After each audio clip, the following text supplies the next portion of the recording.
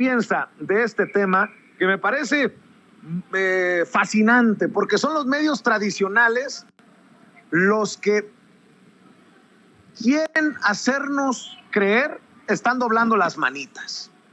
Pero lo dudo, diría el príncipe de la canción José José. Jorge Gómez Naredo, te saludo con mucho gusto. ¿Qué piensas de esta situación? Gracias por tu paciencia, gracias por tu generosidad. Hola, ¿cómo estás, querido Vicente? Muchas gracias. Muy contento de estar acá. Pues sí, ayer en redes sociales, Ciro Gómez Leiva anunció que Pigmenio Ibarra iba a tener un programa, bueno, no iba a tener un programa, iba a tener un pequeño espacio en su programa de radio para analizar algunas cosas, ¿no? Es decir, una pequeña porción de ese programa que es, digamos, de toda una cadena. Y ese anuncio de Ciro Gómez Leiva provocó una andanada, un montón de mensajes de odio de parte de la oposición, de parte de la derecha y de parte de estos señores que se dicen defensores de la libertad de expresión y de la libertad de prensa. Si lo ponemos, digamos, en la balanza, pues evidentemente los medios de comunicación, ya se les llame tradicionales, corporativos o hegemónicos, tienen el control de todo y no hay prácticamente ningún espacio de personas, no digo que sean abiertamente pro AMLO o que tengan simpatías por el gobierno de Andrés Manuel, sino personas mínimamente equilibradas en su análisis. La mayoría de los medios de comunicación hegemónicos está cooptado por grupos de poder, por personajes mediáticos que representan a esos grupos de poder y por personajes que están relacionados con el empresariado y que están relacionados con la gente que no quiere por ningún motivo que la cuarta transformación tenga éxito. Es decir, no hay evidentemente ningún tipo de equilibrio en la prensa tradicional. No hay espacios. Uno ve los periódicos, todos los artículos de opinión prácticamente de todos los medios, exceptuando quizá La Jornada, todos están todos los días diciendo falsedades, diciendo mentiras, diciendo ataques en contra de Andrés Manuel.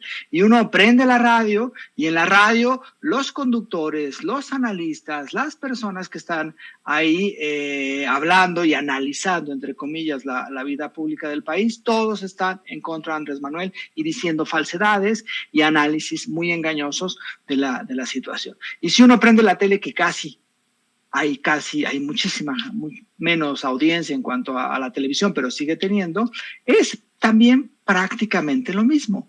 Entonces, no hay equilibrio, no hay una cuestión de que la presencia de Pigmenio Ibarra en un programa los miércoles de una de las muchas cadenas de radio que existen vaya a cambiar la situación con ello, ¿no?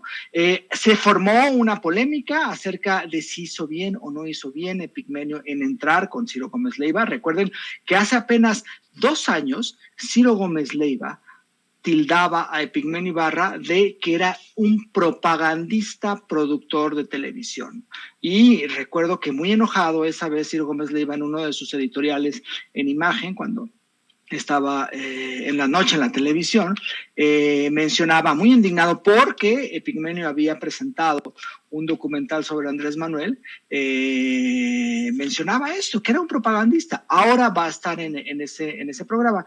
Y ahora, esto evidentemente indica que hay una cuestión. Los medios no se han abierto, o sea, eso es una falsedad. Los medios tradicionales no están abiertos, no hay la pluralidad de expresión que a veces se dice que existe, no hay la libertad, incluso para esos propios analistas que están ahí, la libertad de expresión. Todos esos medios no se han abierto, y si no fuera por los medios alternativos, por las redes sociales, por YouTube, por espacios como Sin Censura y como muchos otros espacios que rompen ese monopolio de la palabra, ese monopolio de la información que tenían los propios medios de comunicación tradicionales.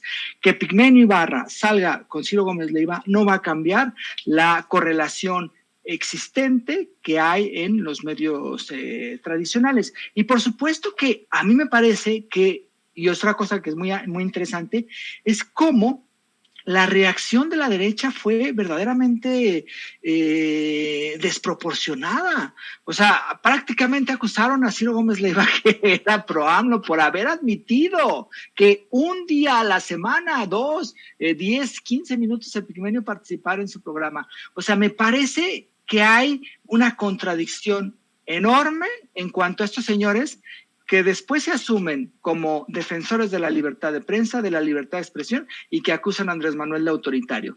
O sea, imagínense si 5, 10 minutos, de 15 minutos de lo que piense Epigmenio Ibarra en una cadena, en un programa de radio de Ciro Gómez Leiva, y para ellos es terrible, ¿no? O sea, creo que hay una cuestión que debemos analizar en cuanto a los medios corporativos. No están abiertos, están completamente cerrados y parece ser que no se van a abrir. Y si a 3 años del gobierno de Andrés Manuel no se han abierto, pues no se van a abrir y seguramente pasarán todavía a una estrategia de muchísimo mayor ataque, ¿no? No nos vengan a vender que hay pluralidad en los medios tradicionales, porque no la hay. Aunque esté Epigmenio Ibarra y aunque haya otras personas pro 4T en algunos espacios, pero no existe esa pluralidad porque están prácticamente cooptados todos esos medios, y basta ver, ¿no? Todos los columnistas de Milenio, del Universal, de Reforma, del Excelsior, o sea, hay muy pocos espacios, no digo para personas pro 4T, sino para personas que hagan un análisis un poco más equilibrado de lo que hacen los digamos, los comentócratas de derecha.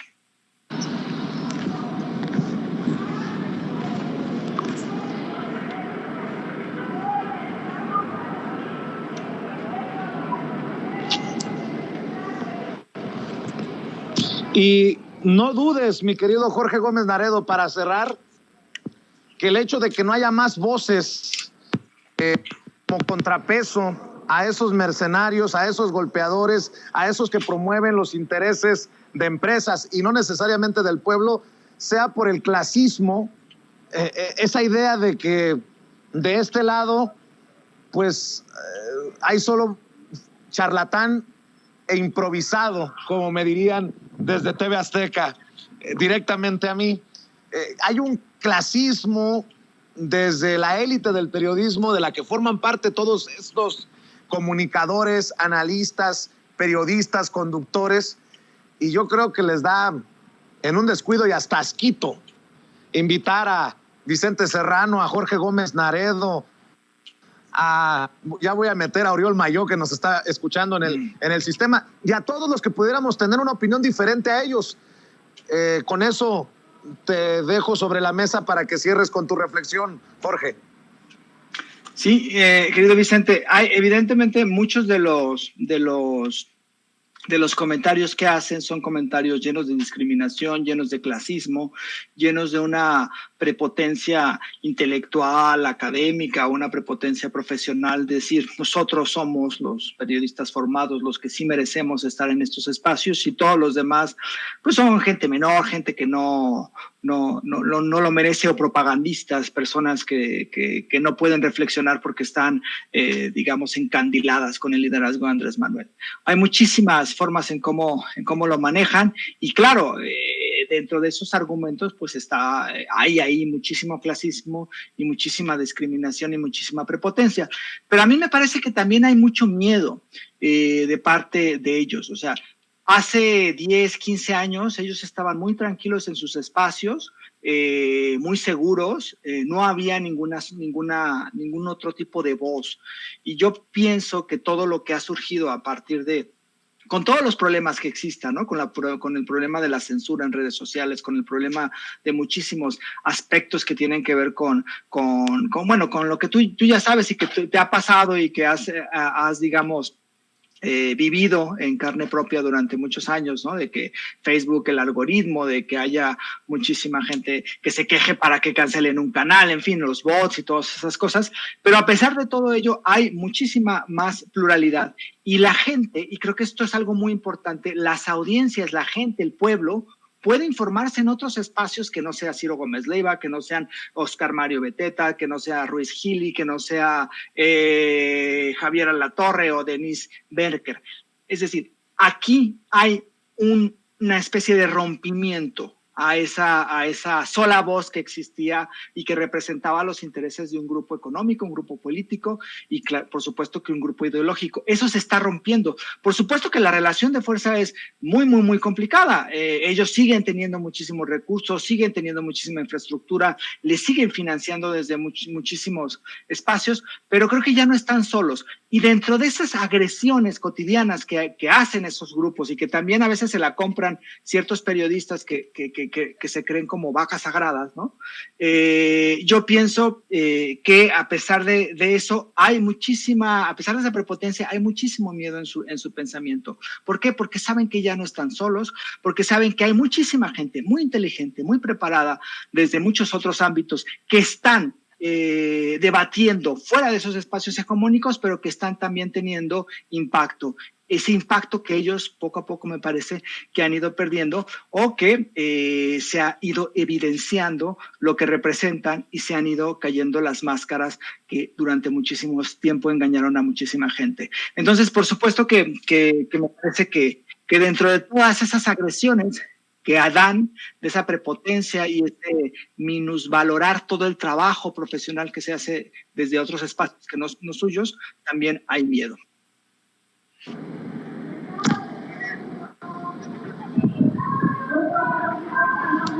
Así es, querido Jorge Gómez Naredo. En ocasiones pierdo la señal, la conexión. Me imagino que es por lo complicado, tantas personas que se están sumando en esta parte del Zócalo, en estas zonas aledañas al cuadro más importante de la capital mexicana. Pero desde aquí te pido, Jorge, que invitemos a la gente para que esté al pendiente del periódico, para que esté al pendiente de lo que publicas en Polemón, para que esté al pendiente de tus redes sociales. Por favor, ¿por qué no compartes? Sí, querido Vicente, ya estamos terminando el próximo número. Yo espero que ya en una semana esté distribuyéndose en todo el país el número del periódico Regeneración. Y bueno, a mí colaboro en la revista Polemón y también me pueden, que sus redes sociales es Revista Polemón, tanto en Twitter como en Facebook, y su página es Polemón MX. Y también me pueden encontrar en redes sociales como JG Naredo en Twitter y como Jorge Gómez Naredo en Facebook. Querido Jorge, muchas gracias por tu paciencia, muchas gracias por tu generosidad. Estamos al pendiente. Te mando un abrazo. Un abrazo, querido Vicente, a ti y a todos los que hacen posible Sin Censura. Gracias. Y déjeme ir también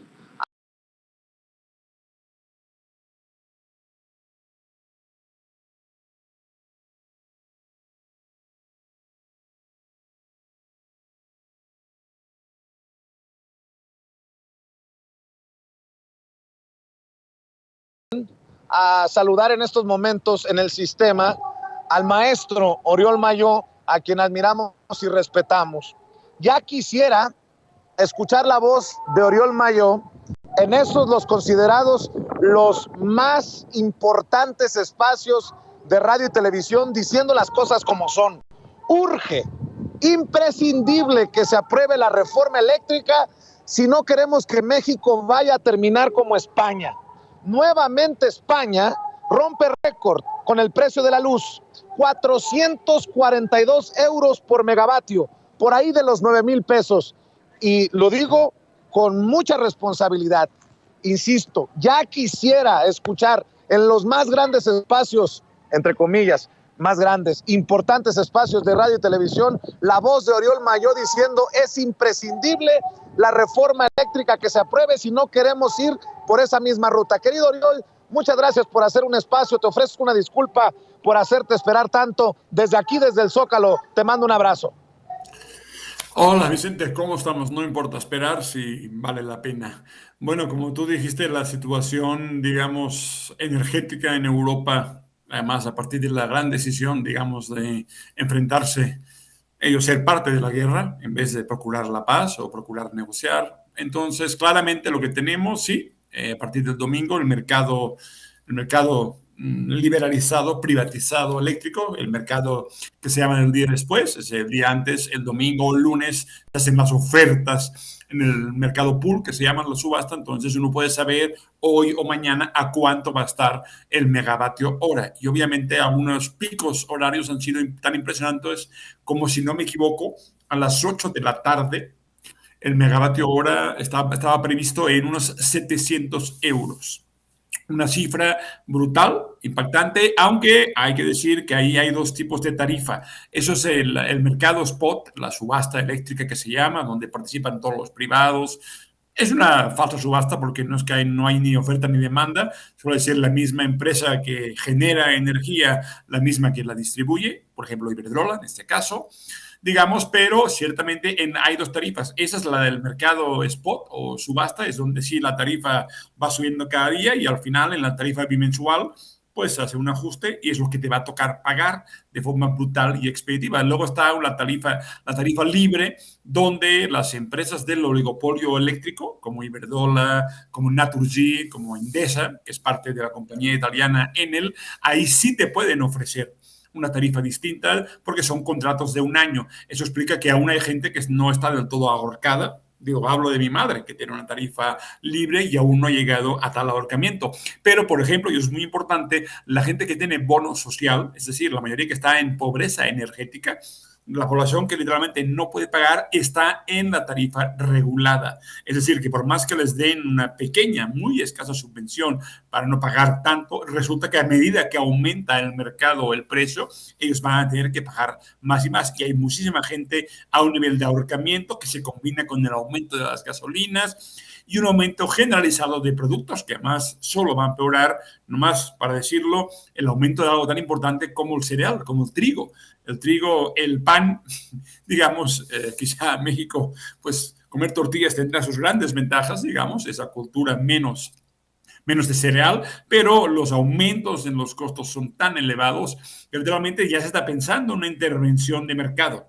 Estamos en una situación en que literalmente, por ejemplo, lo que se llaman los beneficios caídos del cielo, al ser un mercado a precio marginal, la última unidad es la que marca el precio de toda la subasta y casi siempre es el gas natural, las centrales de ciclo combinado, entonces el precio es elevadísimo y entonces hay beneficios caídos del cielo para cualquier generador eléctrico que sabe que va a cobrar al precio de la última unidad con la cual se casa toda la subasta. Dicho esto, se está pensando incluso un mecanismo de intervención general. La Unión Europea ya ha abierto la posibilidad de que estos beneficios caídos del cielo pues, se distribuyan en algún tipo de apoyo al recibo de la luz. Es una posibilidad, pero mientras tanto, y claramente esa nueva guerra ya no fría, esa guerra caliente, de la cual no sé si vieron ahora, apenas hace una hora, el anuncio de que Estados Unidos va a prohibir toda importación de gas y petróleo. No es tan importante en Estados Unidos, solo importa un 3% de petróleo, desde Rusia. Y Europa ha dicho apenas hace unos minutos que no pueden renunciar al gas, sobre todo al gas natural ruso, no pueden renunciar de ninguna forma, pero van a intentar un proceso de alejamiento. Pero es una situación realmente única. Creo que los que tenemos una edad de más de 50 años, yo era muy niño entonces, pero quizá en nuestro auditorio hay gente que se acuerde, la crisis del petróleo, las dos crisis sucesivas, el año 73 y el año 79, fueron un quiebre histórico que anunció tiempos mucho peores. En este caso, hoy en día, digamos, o se cambian los mecanismos de mercado eléctrico en México, pero también en Europa, digamos, o realmente el enfoque es que la dependencia, digamos, de las empresas privadas, de mercados desregulados, donde casi no hay posibilidad de intervención, y el hecho de no tener un monopolio público de electricidad, pero cuando mejor es un monopolio es cuando es público, porque los precios son políticos y están a favor de la gente. Cuando es privado, esto no es posible. Entonces, creo que lo que está pasando en estos días en Europa, sobre todo, en toda la Unión Europea, en el caso español, es un buen indicio de por qué es tan importante. Creo que nunca ha habido una coyuntura tan importante para entender lo relevante que es la reforma, digamos, eléctrica y otras reformas que tendrán que venir, porque Vicente, y acabaría aquí, recordemos el gravísimo error brutal e impactante de las dos administraciones anteriores, Calderón y Peña Nieto, de alguien decidió la Generalidad que en vez de producir gas nosotros, el gas asociado al petróleo y otras formas de extracción que existen, decidimos que era mejor importar de Texas. Acordémonos qué pasó el año pasado en febrero cuando hubo un problema en Texas y el gobernador decidió que no iban a exportar gas a México. Entonces tenemos una dependencia muy fuerte del gas de Estados Unidos y creo que ya será un tema por tiempos históricos para el próximo sexenio, pero es fundamental que la recuperación de la soberanía energética pase por algo tan importante. Tenemos gas en México. Tenemos petróleo, no tenemos que depender de un sistema de importaciones, del peso político, del chantaje que pueda proceder de cualquier otro país. Es fundamental no creerse la idea que todo puede venir de fuera, porque cuando hay una guerra, como vemos ahora, y se rompen las cadenas de suministro y hay problemas, el nacionalismo no pasa solamente, digamos, no es nuestro, es de ellos. Y por tanto es fundamental empezar a pensar en términos de soberanía energética, incluso valorar ya a una escala mayor si la famosa transición energética no es un problema incluso porque los costos son inasumibles para la población, que por cierto, desde la crisis en 2008, nadie está teniendo buenos sueldos, no hay ninguna seguridad laboral y la vida para todo el mundo se está convirtiendo en una pesadilla que además no termina nunca.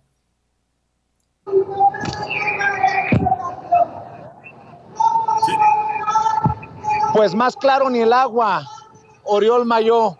Los que voten a favor de la reforma eléctrica estarán votando a favor de la soberanía energética de México, y los que voten en contra estarán votando en contra del pueblo. No lo podría entender de otra manera con lo que nos estás explicando, comparando el caso con España, mi querido Oriol Mayó.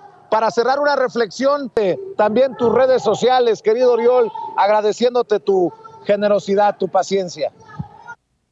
Como siempre, Twitter Oriol Mayo, MA2LSO, aunque no participo mucho, estoy con mi libro sobre justamente Iberdrola, sobre las grandes guerras eléctricas en México y en el mundo. No participo mucho, pero bueno, cuando menos cualquier comentario, pues ahí estoy viendo lo que pasa sin intervenir. Y bueno, felicidades también, Vicente, por tu programa, por tus ideas, por lo que aportas a la comunicación en México y es tan importante para contrabalancear esa oleada que tenemos permanentemente. Muchas gracias, Oriol. Nos vemos pronto en otra mesa de diálogo, de las de Sin Censura Nocturno, o en este espacio también libre como el viento. Te mando un abrazo, todo mi respeto y mi admiración para el maestro Igualmente, Oriol un Mayo. abrazo de vuelta, nos vemos. Gracias.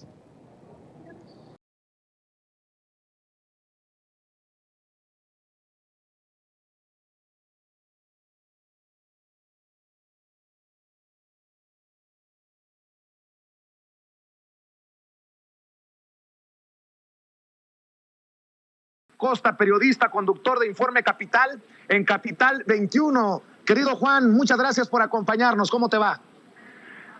Querido Vicente, pues como siempre muy contento de saludarte a ti y a todo el auditorio. ¿Cómo estás? Te mando un abrazo bien fuerte, bien apretado. Aquí estamos, al pie del cañón, disfrutando de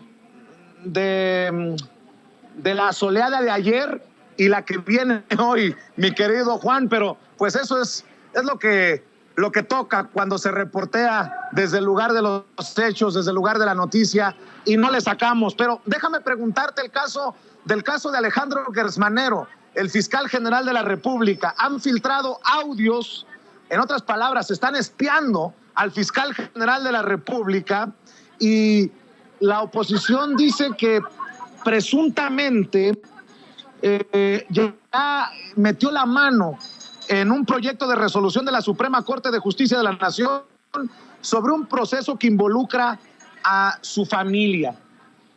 Eso, sumado a la inacción o la acción muy lenta en casos emblemáticos de procuración de justicia, me lleva a preguntarte, ¿se llega el tiempo para que se vaya Alejandro Gersmanero? ¿Qué piensas de la defensa que hace el presidente Andrés Manuel López Obrador todavía ayer en Palacio Nacional? Pues, querido Vicente, ¿qué te puedo decir? En esta ocasión no estoy de acuerdo con el presidente de la República sobre el espaldarazo que le da a Gersmanero. Bueno, una raya más, ¿no? Este elefante reumático que es la Fiscalía de la República. Hay un asunto muy delicado, Vicente, que tiene pues en el ojo, en el escrutinio de la opinión pública al fiscal. Bueno, tanto que en la Suprema Corte de Justicia viste que se llevó a cabo ahí una discusión interna por parte de ministros y una discusión que derivó en un comunicado, incluso que ya sin dar detalles ni ser muy específico en el tema de Gertz, se deja claro, ¿no?, su autonomía y su imparcialidad, específicamente en los casos que atrae. Ahora, Vicente, si hace las llamadas, pues ahí están las llamadas, ¿no? De entrada. Esto es uno de los temas, ¿no? Y lo que revelan es una intervención, una negociación de Gertz para verse favorecido con una resolución, ¿no? Una en contra de parientes con los que trae ahí una bronca desde hace años, ¿no? Su excuñada, la hija de ella, y las acusa de haber matado a su hermano. Bueno, sin duda una situación penosa, un conflicto legal familiar, pero que deja entrever algo que tendría que quedarse en el ámbito de la familia, pero no por ello alejado de la justicia. Y ya que estamos hablando de justicia, pues sobre ella, sobre lo que preguntabas de lo que dijo el presidente con respecto a Gertz, pues habló, ¿no? Al referirse al tema, dijo que entiende a Gertz Manero, dijo que no había escuchado los audios el día de ayer, pero que está al tanto de la situación, y pues le dio ahí un espaldarazo, ¿no? Dijo que lo que espera Gertz es justicia. Qué bueno, pues habría de llevarse a cabo una investigación entonces sin influyentismos para que esto sucediera y para que realmente hubiera justicia, ¿no? Porque un asunto personal pues deja de serlo nada más cuando el funcionario, en este caso Alejandro Gertz, utiliza, como hizo, los recursos de la dependencia que encabeza para una vendetta, ¿no? Para una venganza, que en este caso es familiar. Y hay algo que no ha entendido Gertz Manero, ¿no? Que ya no somos iguales. Y eso andar diciendo que tiene ministros en la bolsa y haciéndose pasar como dueño absoluto del aparato de justicia del país, pues es algo que los mexicanos, Vicente, ya no toleramos como lo hacíamos antes, ¿no? Y bien, si no estoy de acuerdo en esta ocasión, te decía, con el espaldarazo que le da el presidente a Gertz Manero, también veo algo aquí que es de destacar, que no hay que dejar a un lado.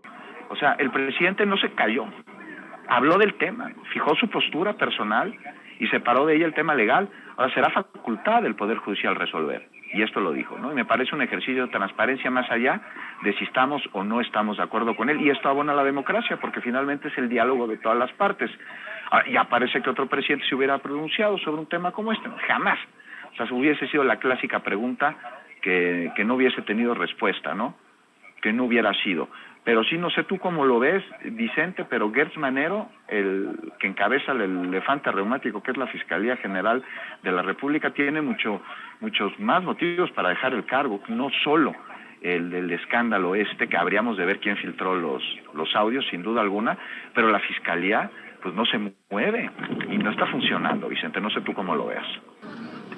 Pues mira, Juan, yo creo que desde mi perspectiva, Alejandro Gertz Manero debió de haberse ido desde hace ya un buen tiempo.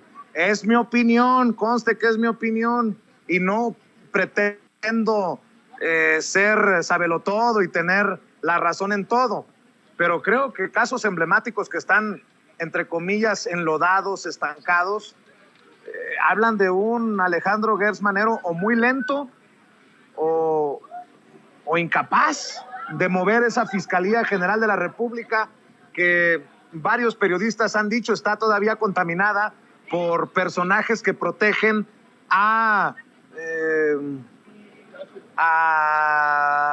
la gente de los sexenios pasados, Juan, y conste que estoy tratando de verme lo más elegante posible.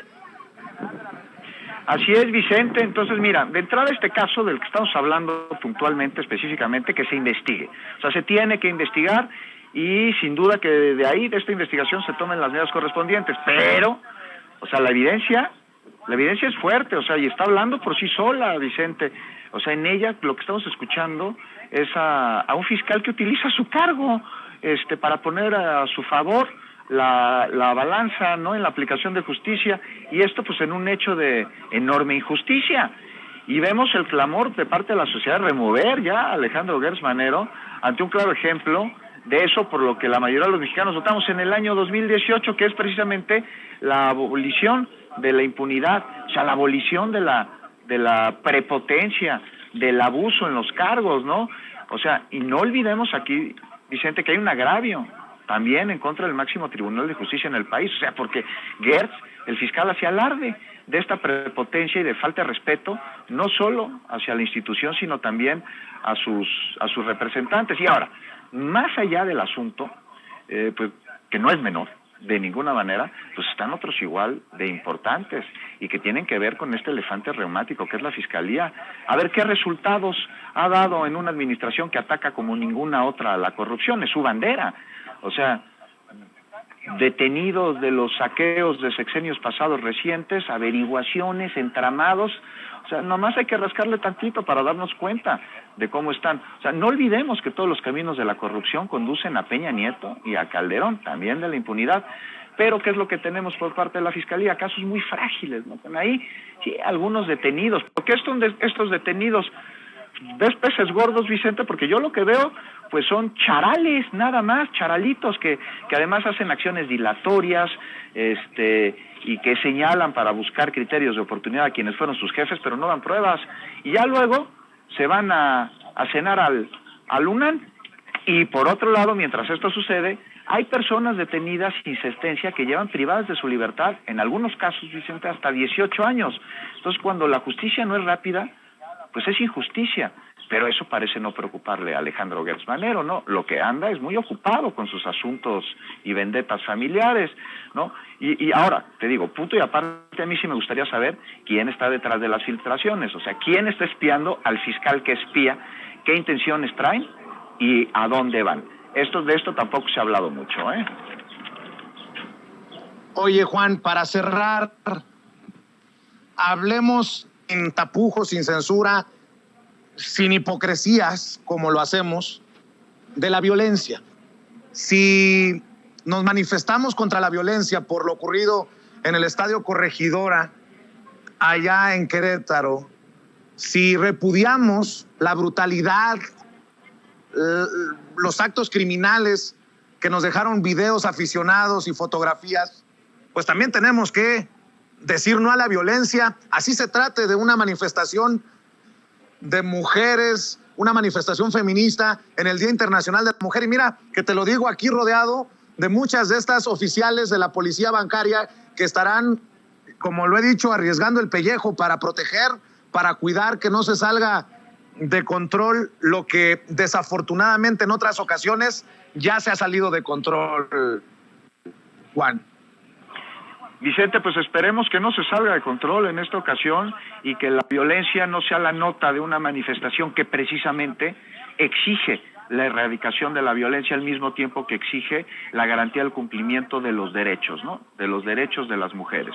La no violencia contra las mujeres. Mencionas ahí a las compañeras policías, están las Ateneas que en otros años han sido víctimas de violencia de pues personas que están escudándose en una exigencia que necesita ser atendida a la brevedad, pero se excusan, la usan como máscara para generar inestabilidad, para generar mucho más violencia, intentando desvirtuar el sentido de esta movilización. Las mujeres policías están ahí para garantizar la seguridad, pero también para garantizar el libre derecho a manifestarnos, el libre derecho para que las exigencias sean escuchadas. Pero estas exigencias no van a ser escuchadas si se distraen con actos de violencia, que pues, habríamos de ver aquí a quienes benefician en caso de que se den, porque al movimiento, no sé, me parece que no. A la causa, muchísimo menos. Y pues, destacar, ¿no?, que la respuesta por parte de las autoridades pues será la de intentar evitar estos actos de violencia, pero no va a haber represión como tampoco sucedió el año pasado ni el anterior.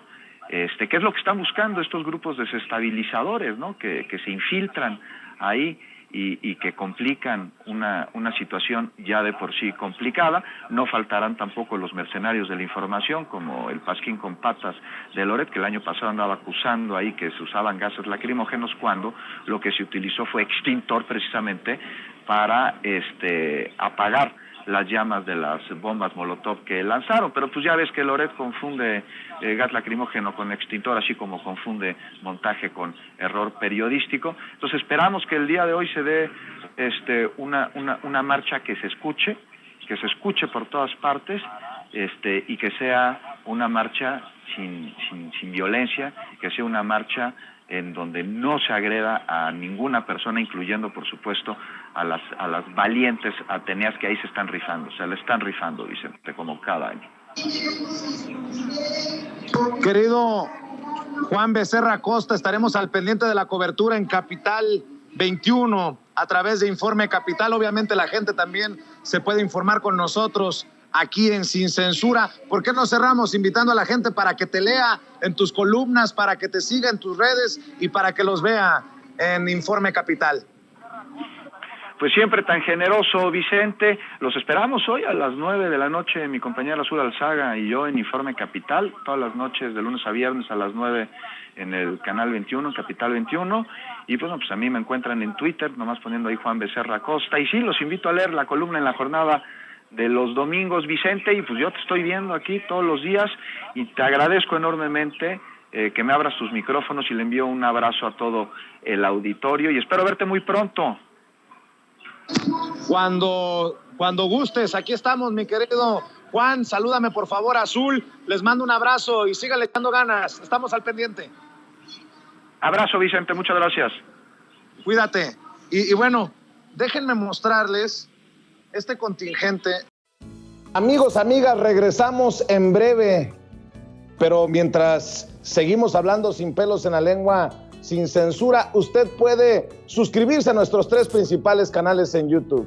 Sin Censura Media, en donde tenemos más de 1.600.000 suscriptores, Sin Censura TV, en donde tenemos más de 1 millón de suscriptores, y en Sin Censura Presenta, en donde queremos llegar muy pronto a los 100,000 suscriptores. Si usted ya está inscrito en Sin Censura Media, suscríbase en Sin Censura TV. Si ya está suscrito en Sin Censura TV y Sin Censura Media, suscríbase a Sin Censura Presenta. Recuerde que es gratis, no tiene que sacar un solo centavo de su bolsillo para apoyarnos. Dele clic en la campanita para que los señores y señoras de YouTube envíen las notificaciones cuando estemos transmitiendo en vivo y en directo o estemos subiendo videos. También nos puede seguir en Twitter en @Vicente Serrano y hasta en Instagram. Ojo, también estamos en Instagram. Son nuestras redes sociales y con el apoyo de ustedes seguimos creciendo, porque con ustedes todo, sin ustedes nada.